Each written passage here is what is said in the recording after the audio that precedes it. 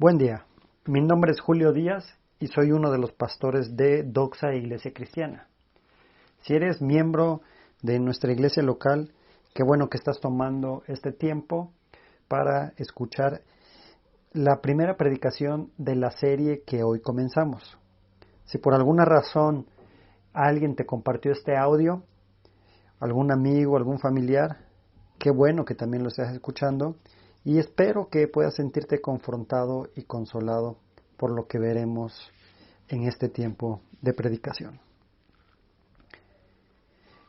Hoy iniciamos con una nueva serie, la cual la hemos titulado Un nuevo pueblo, una nueva ciudadanía, basada en la carta de Pablo a los Efesios. Así que es importante que podamos ver una pequeña introducción para que podamos saber qué está pasando con Pablo, en dónde se encuentra y a quiénes les está escribiendo. Pues esto servirá para las posteriores predicaciones de esta serie, y es importante que también puedas tomar el tiempo para leer una y otra vez esta carta y puedas sacarle un mejor provecho a entenderla de una manera más clara. Así que se considera al apóstol Pablo como el autor de esta carta, ya que, como veremos al inicio de nuestra lectura, veremos el nombre del apóstol como era costumbre al escribir una carta en la antigüedad. Además, podemos ver que Pablo remarca esto en los capítulos 3, 4 y 6, ya que se vuelve a identificar como el autor de la carta. La iglesia primitiva desde el principio asumió la autoría de esta carta por parte del apóstol. Y no fue hasta recientemente, es decir, por ahí del siglo XVIII, que se empezó a cuestionar dicha autoría, que cabe señalar que no tiene mucho fundamento. Esta es la realidad. Quieren mencionar algunos aspectos como si la autoría haya sido de un discípulo de Pablo, pero parece ser que la evidencia nos muestra de manera más clara que es de Pablo esta carta, y es lo que consideramos como iglesia. Pablo está escribiendo desde la cárcel, tal vez en un arresto domiciliario, y este arresto desde Roma, posiblemente el que se menciona en el capítulo 28 de los Hechos de los Apóstoles. Y en la carta podemos leer dos frases que algunos podrían pensar que es una figura retórica, pero todo lo contrario, sino está hablando de la realidad por la que está o estuvo pasando el apóstol. En Efesios 3:1 se menciona prisionero de Cristo Jesús y prisionero en el Señor en el capítulo 4, versículo 1. Esto simplemente es el resultado de seguir a Cristo y no una figura literaria. La ciudad donde habitan los hermanos a quienes les escribe el apóstol es Éfeso, aunque en los manuscritos más antiguos no se encuentra esto, que está dirigida a los efesios. Sin embargo, esto no es grave, ya que posiblemente podía haber sido una carta hacia una región y que debería ser leída de iglesia en iglesia. De hecho, en ella podemos encontrar una generalidad de temas. No es una carta que trate de resolver un problema o un conflicto específico. Éfeso era la capital de la provincia romana, de Asia, ubicada en donde se encuentra el país que conocemos como Turquía. Era una ciudad de suma importancia desde el punto de vista social, comercial y político. De hecho, era una de las 5 ciudades más prominentes del Imperio Romano, donde se considera que llegó a tener una población aproximada de 500,000 de habitantes. Imagínate, hace ya casi 2000 años, una ciudad de 500,000 de habitantes. A lo mejor para ti, en nuestro contexto actual, eso no te impresiona, pero créeme que era un número de personas muy, muy alto para la época. Era un lugar donde llegaban muchas personas de diferentes lugares y con diferentes formas de pensamiento, pues era una zona de mucha actividad económica, por lo que pasaban diferentes personas con diferentes formas de pensamiento. Y esto permitía que la idolatría se manifestara de diferentes formas. Y una muy clara se puede resaltar, que es la diosa Diana de los Efesios, que Lucas lo menciona en Hechos 19, 23 al 29, la cual era en ese momento una de las 7 maravillas del mundo antiguo. Y en ese ambiente, Pablo quiere asegurarse que la iglesia siga confiando en Jesús como el único camino para ser perdonados de los pecados y por lo tanto ser aceptado por Dios Padre. Pablo visitó brevemente la ciudad durante su segundo viaje misionero. Esto lo puedes ver en Hechos 18, versículos 19 al 21. Pero durante su tercer viaje misionero tiene una mayor actividad con los efesios. Él está ahí por más tiempo, tanto así que se estima que estuvo entre 2 a 3 años. Y fue tan impactante su estancia con ellos que podemos leer en Hechos capítulo 19, versículo 10, que todos los que vivieron en Asia oyeron la palabra del Señor, tanto judíos como griegos. Es impresionante esto. Finalmente, la carta, como no tiene un propósito específico para corregir alguna problemática o solucionar una situación teológica, sino más bien nos muestra la amplitud del Evangelio y que solo el Evangelio es suficiente para obtener salvación. Así podemos ver 2 grandes secciones en toda la carta. De los capítulos 1 al 3 se considera como los indicativos, lo sorprendente de la gracia de Dios, es decir, todo lo que Dios ha hecho por los creyentes, dándonos una identidad en Cristo. También de los capítulos del 4 al 6. Esta es una sección más aplicativa de la carta. De hecho, en el versículo 1 del capítulo 4, simplemente vivir como Cristo y que representa los imperativos, es decir, el cómo debemos vivir. Se muestra desde el versículo 1, capítulo 4.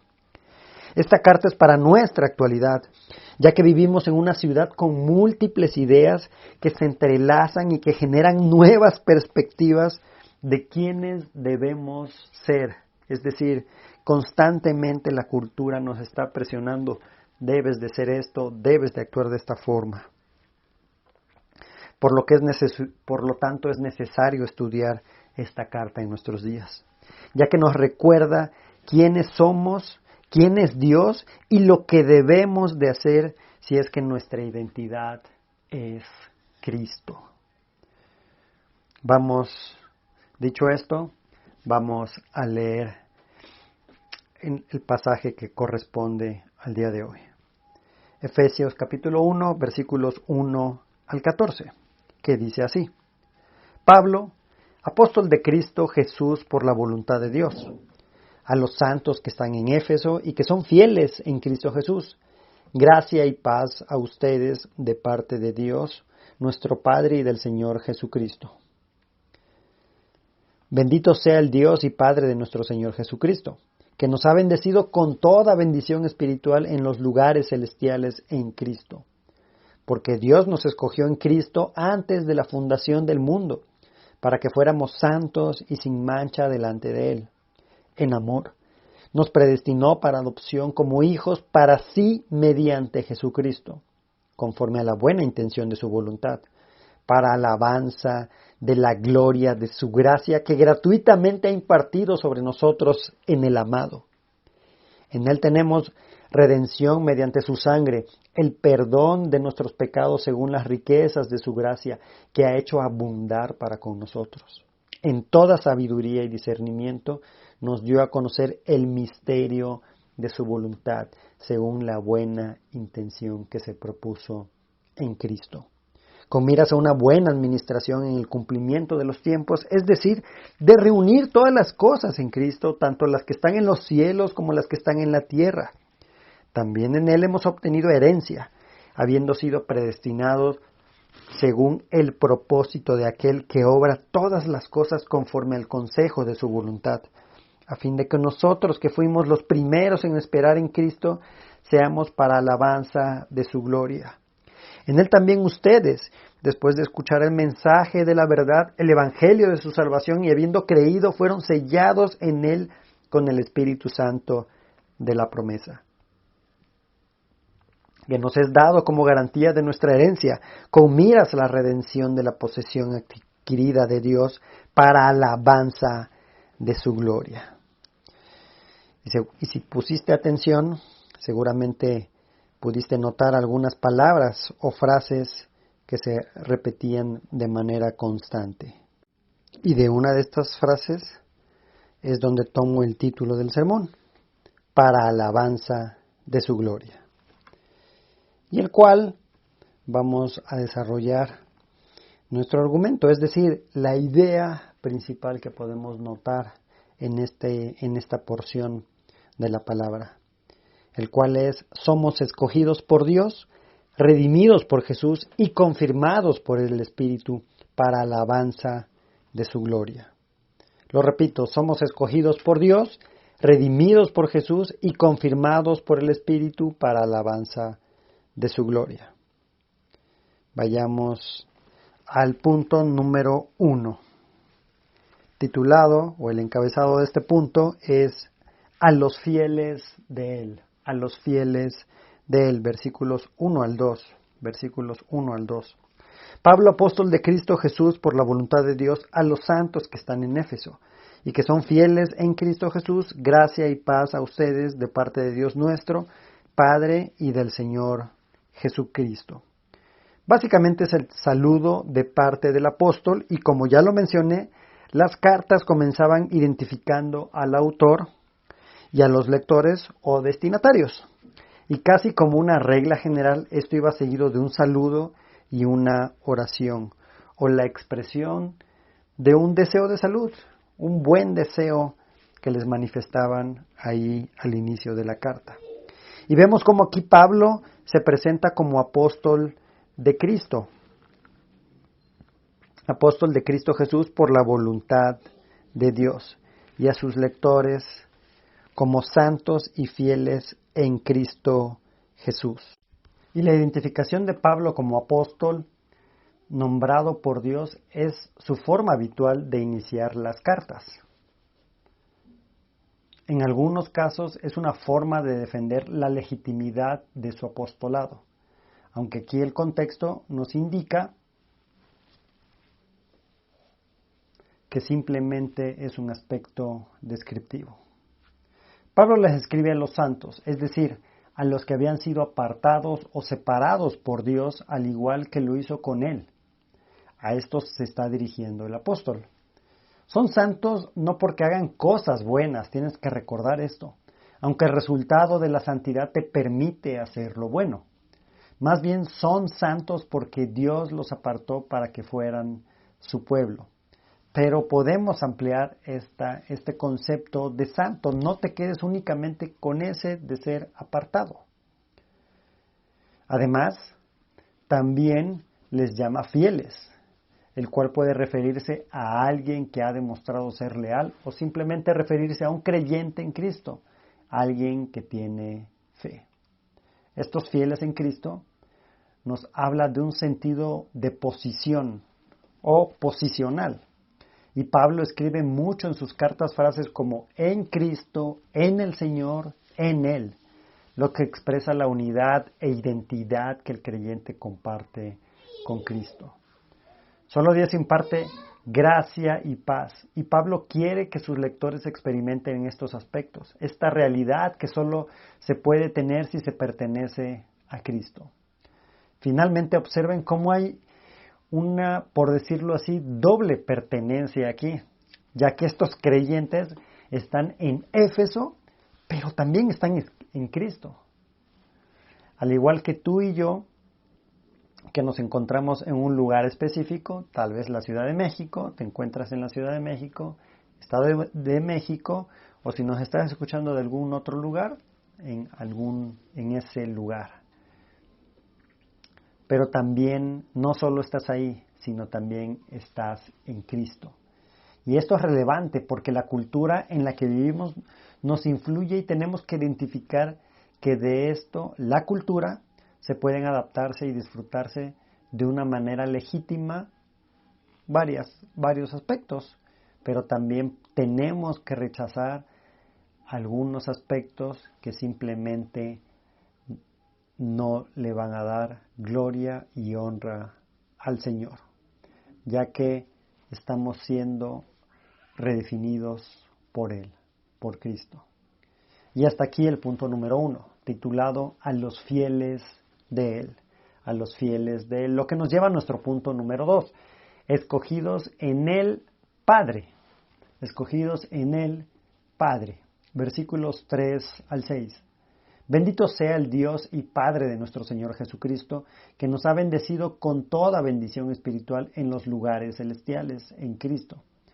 Porque Dios nos escogió en Cristo antes de la fundación del mundo para que fuéramos santos y sin mancha delante de Él. En amor nos predestinó para adopción como hijos para sí mediante Jesucristo, conforme a la buena intención de su voluntad, para alabanza de la gloria de su gracia, que gratuitamente ha impartido sobre nosotros en el amado. En esta sección se observa cómo Pablo bendice a Dios por lo que ha hecho, escogernos desde antes de la fundación del mundo en Cristo para alabanza de su gloria. Si bien aquí se menciona a Jesús, Pablo se enfoca más en Dios Padre y por eso es el título del encabezado, del punto 2. No voy a entrar a argumentar, a hacer defensa de la predestinación, porque nos llevaría más tiempo. Simplemente asumiré que consideramos esto como algo verdadero, como algo bíblico. Y me enfocaré un poquito más en el hecho de la posición que se nos es otorgada por la acción de Dios sobre nosotros al escogernos para la salvación. Y lo vemos en esta sección, lo vemos claramente cómo nos ha escogido. Por un lado, Pablo bendice a Dios y cuando sucede esto, que decimos, bendito Dios, estamos dando a entender una acción de glorificación, una alabanza y un ensalzamiento a Dios, como una respuesta de gratitud a los beneficios que Él nos da, que ya hemos recibido por parte de Dios. Por otro lado, se menciona que nos ha bendecido y con base en el gran diccionario enciclopédico de la Biblia, esto significa que cuando el sujeto del verbo es Dios, es decir, es acción, es eficaz y que básicamente opera lo que anuncia. Es decir, en pocas palabras, lo que Dios dice, se hace. Y en el sentido del texto, ha operado, ha ejecutado algo para posicionarnos hacia los lugares celestiales. Tal como sucedió con Cristo mencionado en el versículo 20 de este mismo capítulo, que dice así, ese poder obró en Cristo cuando lo resucitó de entre los muertos y lo sentó a su diestra en los lugares celestiales. Ese poder ha obrado en nosotros. Pues todo creyente ha resucitado de su condición de muerte espiritual y hemos sido sentados con Él en dichos lugares celestiales. Lo que nos lleva a de alguna manera, por decirlo así, una realidad espiritual en el cual los creyentes estamos y tenemos, por lo tanto, acceso. Es decir, una relación reestablecida con Dios Padre y también el incluirnos en su iglesia, mostrando así nuestra unión con Cristo. Dios nos escoge antes de la fundación del mundo para ser santos, es decir, apartados para Él y limpiarnos delante de Dios. Nos ha otorgado una bendición que no merecíamos, no son nuestros méritos, son los méritos de Cristo. Y te estaba diciendo que no te quedes únicamente con el concepto de apartado por ser santo. Pedro nos menciona, te lo recuerdo ahí en 1 de Pedro capítulo 1, versículos 14 al 15, que dice: como hijos obedientes no se conformen a los deseos que antes tenían en su ignorancia, sino que así como aquel que los llamó es santo, así también sean ustedes santos en toda su manera de vivir. Porque escrito está: sean santos porque yo soy santo. Y todo esto por amor y de manera gratuita, ya que su bondad se extiende a quienes no la merecen, a quienes no la merecíamos.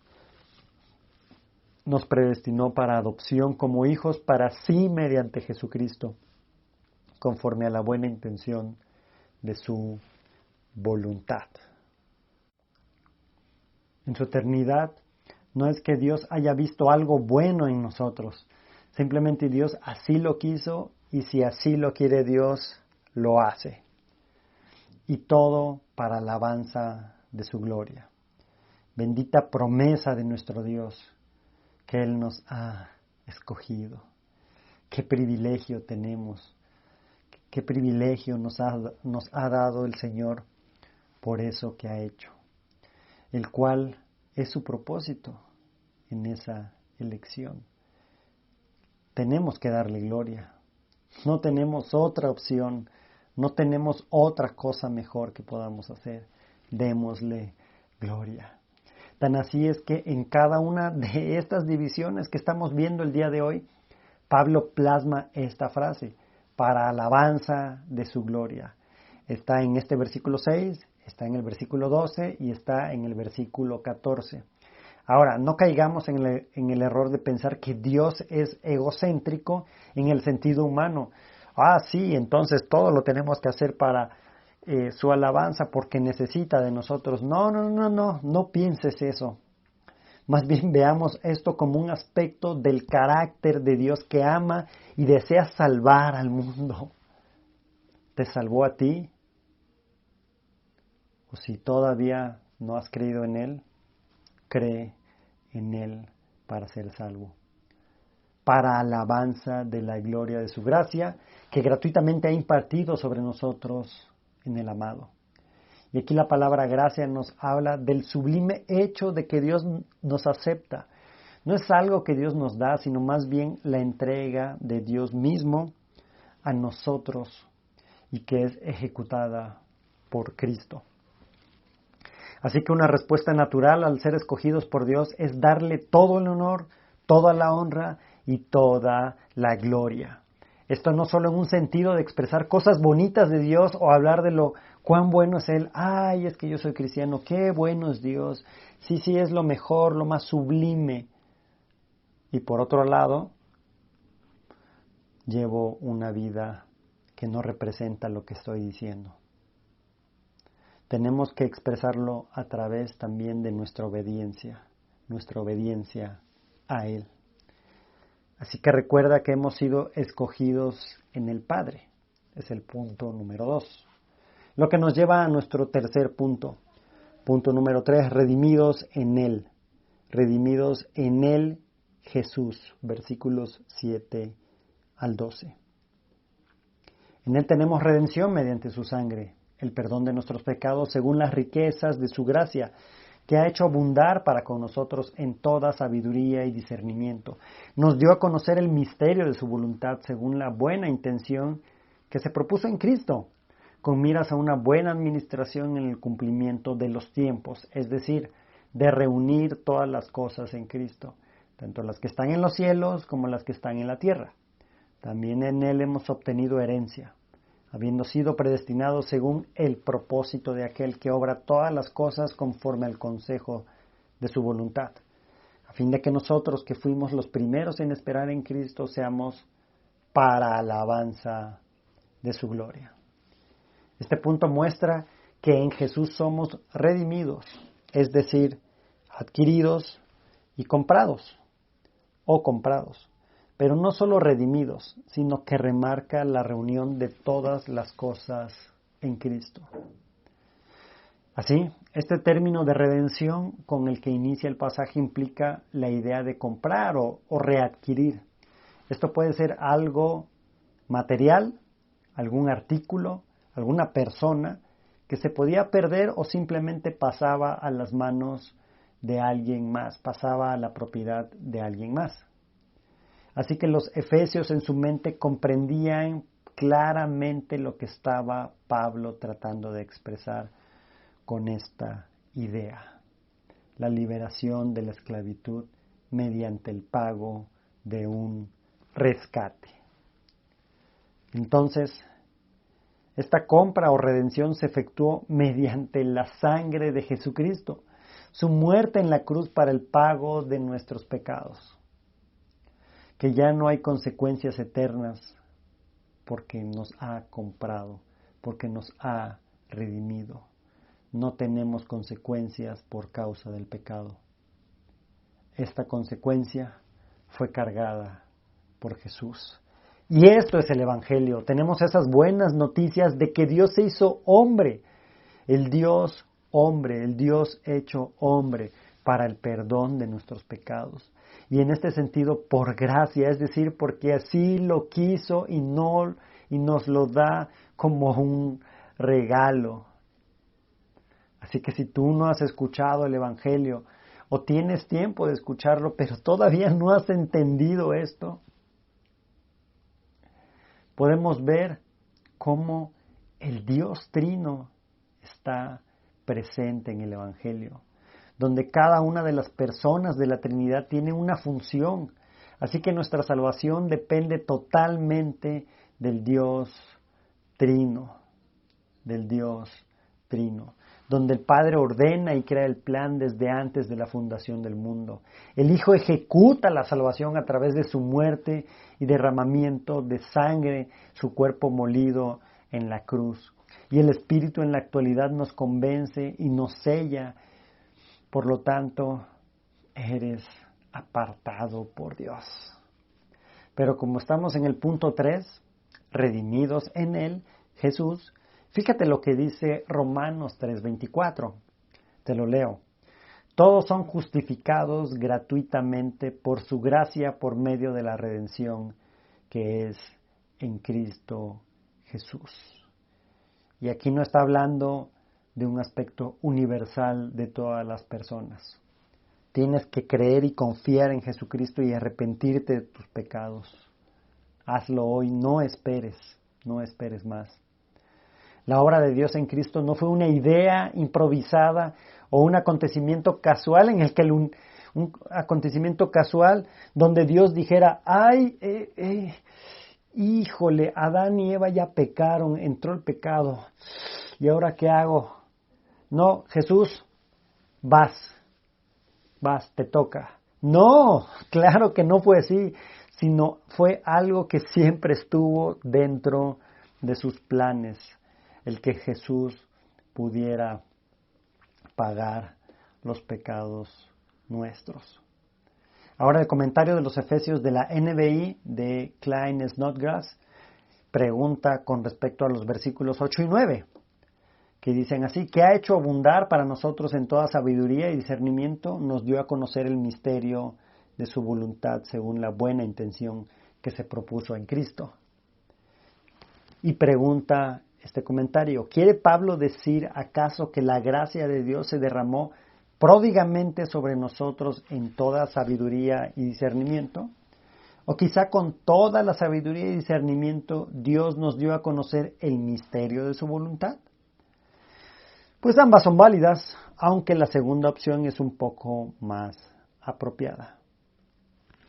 Yo me quedaría con que simplemente hay un poco de ambas cosas, es decir, el propósito de la voluntad de Dios de redención revelado en Cristo, ya que era o es un misterio si el propio Dios no lo revela a través del Espíritu Santo. Es decir, que Él nos da ese conocimiento, pero también permite que con toda sabiduría y discernimiento podamos entender más allá su revelación. Esto de misterio simplemente por la buena intención que se propuso en Cristo. Versículo 10, con miras a una buena administración en el cumplimiento de los tiempos, es decir, de reunir todas las cosas en Cristo, tanto las que están en los cielos como las que están en la tierra. Aquí Dios deseaba que Cristo administrara o gobernara la plenitud de los tiempos. Y podemos observar cómo Dios es Señor de todo de manera eterna. Y esta idea de que Cristo reunirá todas las cosas, de alguna manera nos muestra que hay una condición de separación de las cosas. Podríamos pensar en aspectos físicos, es decir, que nuestros sentidos pueden identificar, que pueden reconocer, y aspectos espirituales o de los cielos, que está separado de lo físico, y el cual nuestros sentidos no pueden reconocer, no pueden identificar. Ahora, esto no lo podemos entender al 100%, pero lo entenderemos cuando Jesús venga nuevamente. En los versículos 11 y 12 nuevamente vemos el propósito de Dios, el cual es ofrecer salvación al mundo tal como lo planeó desde hace mucho tiempo, ya que menciona nuevamente la predestinación, según el propósito de aquel que obra todas las cosas conforme al consejo de su voluntad. Dios es soberano, puesto que todo lo abarca y su propósito actúa en nosotros los creyentes. Él tiene el control. Él tiene el control. Desconozco cómo cerraste el año. Sé la situación de algunos. Y probablemente en estos pocos días que ya van del año, a lo mejor estás diciendo, a lo mejor han sido días caóticos, o a lo mejor estás pensando ya que se termine el año, porque este que está comenzando,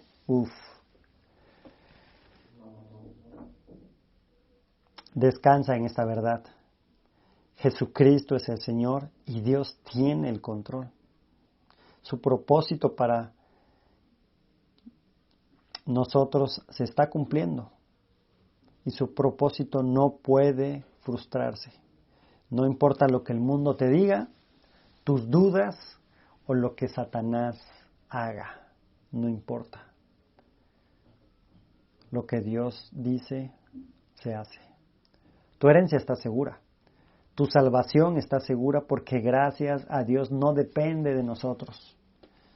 Y el versículo 12 se está refiriendo a los cristianos judíos, quienes antes que viniera Cristo buscaban su venida esperando la consolación de Israel, pero que ahora estos mismos entienden que es para todo aquel que cree en Cristo. Estos aparentemente dos pueblos separados, los gentiles y los judíos, ahora son uno en Cristo. Fíjate lo que dice Hechos 26, 6 al 7, donde irónicamente es por los mismos judíos que Pablo está frente a Agripa, aunque sabemos que era voluntad del Señor. Dice así: y ahora soy sometido a juicio por la esperanza de la promesa hecha por Dios a nuestros padres, que nuestras 12 tribus esperan alcanzar al servir fielmente a Dios noche y día, y por esta esperanza, oh Rey, soy acusado por los judíos. Estaban buscándolo algunos judíos. ¿Y todo esto para qué? Pues simplemente con un propósito, para alabanza de su gloria. Recuerda que el encabezado de este punto es redimidos en Él, Jesús. Le pertenecemos porque nos ha redimido, nos ha comprado, lo que nos lleva a nuestro último punto. Punto número 4. Sellados en Él. Espíritu Santo, sellados en el Espíritu Santo. Versículos 13 al 14. En él también ustedes, después de escuchar el mensaje de la verdad, el evangelio de su salvación, y habiendo creído, fueron sellados en él con el Espíritu Santo de la promesa, que nos es dado como garantía de nuestra herencia con miras a la redención de la posesión adquirida de Dios para alabanza de su gloria. Como consecuencia de la fe, quienes están en Cristo son sellados con el Espíritu Santo. Todos aquellos que han escuchado y creído en el Evangelio hemos sido sellados por el Espíritu Santo. Y en el mundo antiguo los sellos se utilizaban de la misma forma en que los utilizamos el día de hoy. Las mercancías, por ejemplo, eran selladas antes de su envío. Y también lo eran, pues, algunos documentos, cartas, escritos, para que se garantizara la validez de su contenido y la validez de su autor.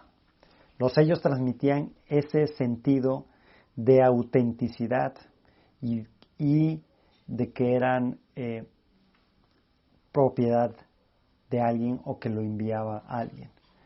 Por eso Pablo escribe de esta manera, para que lo puedan comprender con profundidad, para que lo puedan entender con exactitud.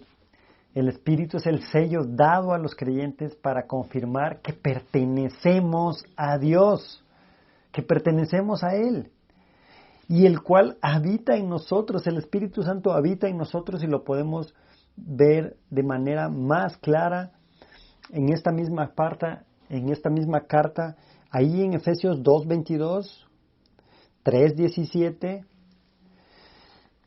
que dice así: Cristo, también ustedes son juntamente edificados para morada de Dios en el Espíritu. Y el 3:17 nos dice: de manera que Cristo habite por la fe en sus corazones. También ruego que arraigados y cimentados en amor. Ahora, si no estás satisfecho con estos dos versículos donde dices, bueno, pastor, bueno, Julio, no estoy muy satisfecho con esos versículos, bueno, el apóstol Pablo, cuando les escribe a los Corintios en su primera carta, en el capítulo 3:16, menciona: ¿no saben que ustedes son templo de Dios y que el Espíritu de Dios habita en ustedes? Es muy claro el apóstol en ese versículo. El Espíritu Santo prometido ahora habita en nosotros. La tercera persona de la Trinidad habita en nosotros. ¿Realmente somos conscientes de esto? El pasaje únicamente nos está mencionando que es la garantía de nuestra herencia, de nuestro estado eterno como sus hijos, porque somos posesión adquirida por Dios. De eso nos habla este versículo 14. Pero creo que sería adecuado mencionar algunas de las otras funciones que tiene el Espíritu en nosotros. El Espíritu Santo nos consuela. De hecho, es llamado por Jesús como el Consolador.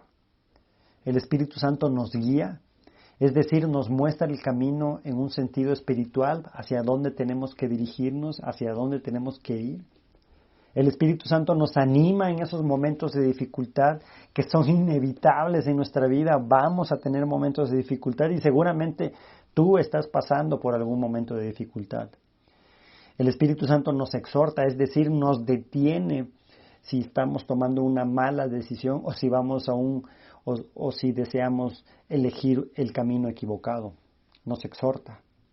Nos revela la verdad, ya que nos permite comprender e interpretar de la palabra de Dios de una mejor manera. Y produce fruto en nosotros. Tenemos que ser conscientes de todo esto, ya que al final de nuestro pasaje, ¿qué es lo que dice? Dice, para alabanza de su gloria, para alabanza de su gloria. Finalmente, ¿cómo estás dándole gloria al Señor? Y esto implica el cómo lo hacemos a través de todas nuestras áreas de vida. ¿El trato a tu esposa o esposo le está dando gloria a Dios? Tu forma de pensar y cómo actúas con respecto a tu prójimo le está dando gloria a Dios. Cuando te agreden, respondes con agresión en vez de bendición. La manera en que obedeces a tus padres le está dando gloria a Dios. La forma en que educamos o educas a nuestros hijos le da gloria a Dios.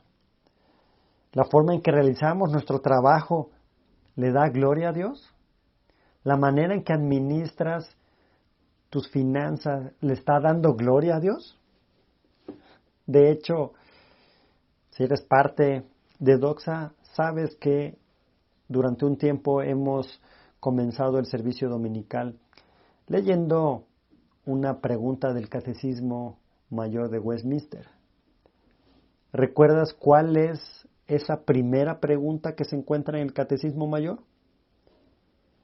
Te la digo aquí, te la recuerdo. Dice así: ¿cuál es el fin principal y más noble del hombre? El fin principal y más noble del hombre es el de glorificar a Dios y gozar de Él para siempre. Recuerda que somos escogidos por Dios, somos redimidos por Jesús y somos confirmados por el Espíritu para alabanza de su gloria. El Señor les bendiga. Muchas gracias.